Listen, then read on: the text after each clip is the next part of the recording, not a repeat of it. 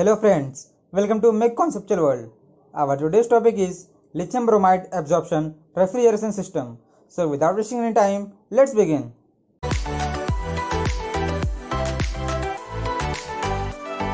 ये एक diagrammatic representation है lithium bromide absorption refrigeration system का, जिसको हम यहाँ पे आज डिस्कस करेंगे। लेकिन उसके पहले कुछ की पॉइंट्स को देख लेते हैं। जो LIBR रेफ्रिजरेशन सिस्टम है, यहाँ पे वाटर को एज अ रेफ्रिजरेंट के रूप में यूज़ किया जाता है, और जो लिथियम ब्रोमाइड है इसको एज एब्जॉर्बेंट यूज़ करते हैं।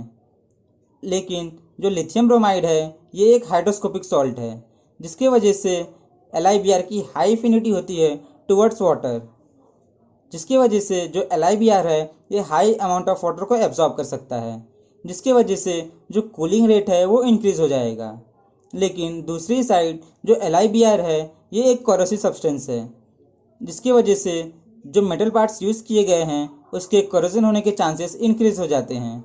इसलिए यहाँ पे लिथियम क्रोमेट का यूज़ किया जाता है, जिसकी वजह से कोरोजन की टेंडेंसी रिड्यूस हो जाती है। तो जो LIBR रेफ्रिजरेशन सिस्टम है, यहाँ पे एक हाई प्रेशर स्फेरिकल वेसल और लो प्रेशर स्फेरिकल वेसल का यूज़ करते हैं। जो हाई प्रेशर वेसल है यहाँ पे दो सेक्शन होते हैं, पहला कंडेंसर और दूसरा जनरेटर। सिमिलरली जो लो प्रेशर वेसल है यहाँ पे भी दो सेक्शन होते हैं, पहला एब्जॉर्बर और दूसरा इवेपोरेटर। जो ये सिस्टम है, यहाँ पे जो इवेपोरेटर सेक्शन है इसका प्रेशर लो मेंटेन करते हैं, क्योंकि जब प्रेशर लो रहेगा तो जो वाटर का बॉइलिंग पॉइंट है वो डिक्रीज़ हो जाएगा और वाटर लो टेम्परेचर पे ही इवेपोरेट हो जाएगा और यहाँ पे रेफ्रिजरेटिंग इफेक्ट प्रोड्यूस होगा। जो LIBR रेफ्रिजरेशन सिस्टम है इसका मेन यूज़ है टू ऑब्टेन चिल्ड वाटर, मतलब एक पाइप से जो वाटर है ये इंटर करेगा जो कि सर्टेन हाई टेम्परेचर पे रहेगा, और यहाँ पे रेफ्रिजरेटिंग इफेक्ट प्रोड्यूस होने के बाद जो लो टेम्परेचर वाटर है वो यहाँ से निकलेगा। तो जो ये सिस्टम है इसका मेनली यूज़ है टू ऑब्टेन चिल्ड वाटर। अब हम इसका वर्किंग देखते हैं। जो वाटर यहाँ पे इवेपोरेट हुआ वो वाटर वेपर एब्जॉर्बर में इंटर करेगा। जो एब्जॉर्बर में यहाँ पे लिथियम ब्रोमाइड का स्ट्रॉन्ग सोल्यूशन है, इसकी हाई एफिनिटी होती है वाटर को, तो ये वाटर वेपर को एब्जॉर्ब करेगा, जिसकी वजह से जो स्ट्रॉन्ग लिथियम ब्रोमाइड सोल्यूशन है यहाँ पे वो एक वीक लिथियम ब्रोमाइड सोल्यूशन में कन्वर्ट हो जाएगा। लेकिन एट द सेम टाइम जो ये सोल्यूशन है उसका टेम्परेचर इंक्रीज़ होते जाएगा। तो टेम्परेचर जब इंक्रीज़ होगा तो जो वाटर को एब्जॉर्ब करने की कैपेसिटी है वो डिक्रीज़ हो जाएगी। तो जो सोल्यूशन है इसका टेम्परेचर डिक्रीज़ करने के लिए यहाँ पे एक वाटर रिजर्वायर है जहाँ से वाटर को सर्कुलेट किया जाता है, जिसकी वजह से जो टेम्परेचर है वो डिक्रीज़ हो जाता है और इसकी वजह से जो लिथियम ब्रोमाइड है ये हाई अमाउंट ऑफ वाटर को एब्जॉर्ब कर पाता है। ये जो डायग्राम है यहाँ पे मैंने जो वाटर का सेक्शन है उसको ब्लैक लाइन से इंडिकेट किया है, और जो लिथियम ब्रोमाइड का सेक्शन है इसको रेड लाइन से इंडिकेट किया हुआ है। वाटर एब्जॉर्ब करने के बाद जो लिथियम ब्रोमाइड यहाँ पे एब्जॉर्बर में प्रेजेंट है इसको with the help of pump generator में इंटर करता है, और जनरेटर में हम एक्सटर्नली हीट सप्लाई करते हैं with the help of heating coil. जब एक्सटर्नल हीट सप्लाई किया गया तो जो वाटर है वो इवेपोरेट हो जाता है, क्योंकि जो वाटर है उसकी बॉइलिंग पॉइंट लो होती है कंपेयर टू लिथियम ब्रोमाइड, और जो जनरेटर है यहाँ पे लिथियम ब्रोमाइड प्रेजेंट होता है। जैसा कि वाटर यहाँ पे इवेपोरेट हो गया तो जो लिथियम ब्रोमाइड यहाँ पे प्रेजेंट है ये स्ट्रॉन्ग सोल्यूशन होगा।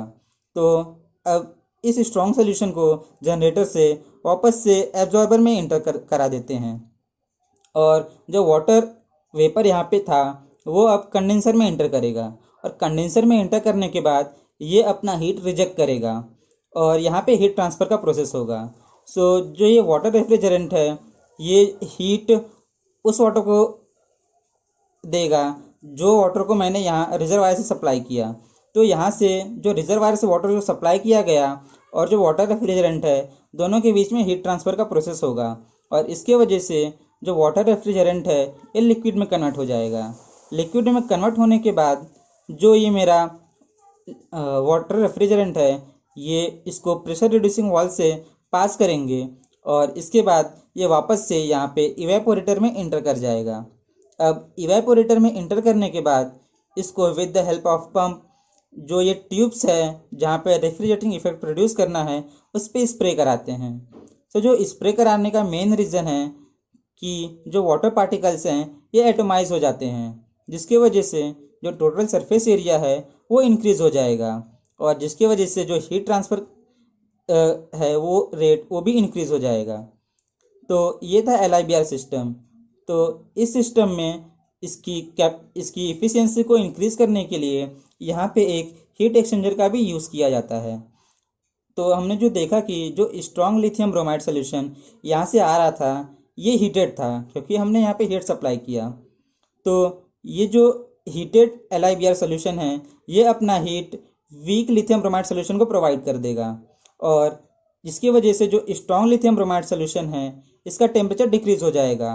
और हमने देखा कि जो एब्जॉर्बर में लिथियम ब्रोमाइड है इसका टेम्परेचर हमें लेस ही चाहिए। तो इसकी वजह से जो अमाउंट ऑफ वाटर सर्कुलेशन है यहाँ पे उसकी रिक्वायरमेंट कम होगी, और जो यहाँ पे हमने वीक लिथियम ब्रोमाइड सोल्यूशन पास किया उसका टेम्परेचर इंक्रीज़ हो जाएगा, क्योंकि जो स्ट्रॉन्ग लिथियम ब्रोमाइड सोल्यूशन है इसने अपना हीट इसको ट्रांसफ़र कर दिया। इसकी वजह से जो हीट रिक्वायरमेंट है जनरेटर में वो भी लेस हो जाएगा। तो हीट एक्सचेंजर यूज़ करने की वजह से जो मेरा सिस्टम है इसकी इफ़िशियंसी इंक्रीज़ हो गई। तो ये था लिथियम ब्रोमाइड रेफ्रिजरेशन सिस्टम। लेकिन हम यहाँ पे देख रहे हैं कि जो वाटर है इसको एज ए रेफ्रिजरेंट यूज़ किया जा रहा है, जिसकी वजह से जो ये पूरा सिस्टम है ये हमेशा अबव 0 डिग्री सेल्सियस ही ऑपरेट करता है, क्योंकि अगर ये 0 डिग्री सेल्सियस से पहुँचा तो जो वाटर है ये फ्रीज़ हो जाएगा और पूरा सिस्टम फेल हो जाएगा। इसलिए इस सिस्टम को हमेशा अबव 0 डिग्री सेल्सियस ही यूज़ किया जाता है। तो ये था lithium bromide absorption refrigeration system, जिसको मैंने यहाँ पे आज डिस्कस किया। So I hope you like this video. So please share and subscribe to my channel, and don't forget to hit the bell icon to have more conceptual learning.